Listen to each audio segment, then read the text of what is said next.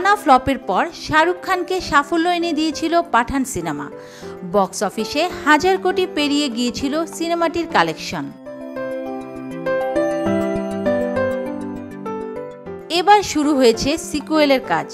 পাঠান 2 নিয়ে বড় আপডেট দিলেন আব্বাস টাওয়ারওয়ালা।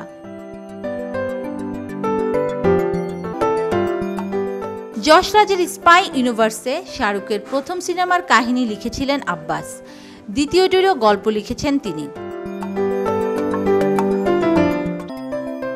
গল্প লেখার পরে এবার শুরু হয়েছে সংলাপ লেখার কাজ। ভারতীয় সংবাদ মাধ্যমে দেওয়া সাক্ষাৎকারে এমনটাই জানিয়েছেন তিনি।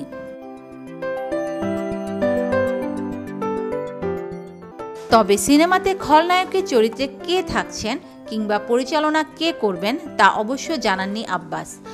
তবে এটা নিশ্চিত যে সিদ্ধার্থ আনন্দ এর পরিচালক থাকবেন না, কেননা তার হাতে রয়েছে শাহরুখ সালমানের টাইগার্স ভার্সেস পাঠান। ফলে অন্য কারো হাতেই থাকতে পারে পাঠান 2 পরিচালনার দায়ভার।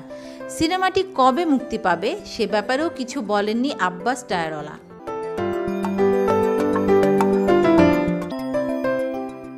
এদিকে শাহরুখের কিং সিনেমাটি নিয়েও আপডেট দিয়েছেন আব্বাস। জানিয়েছেন সংলাপ লেখার কাজ তিনি শুরু করেছেন।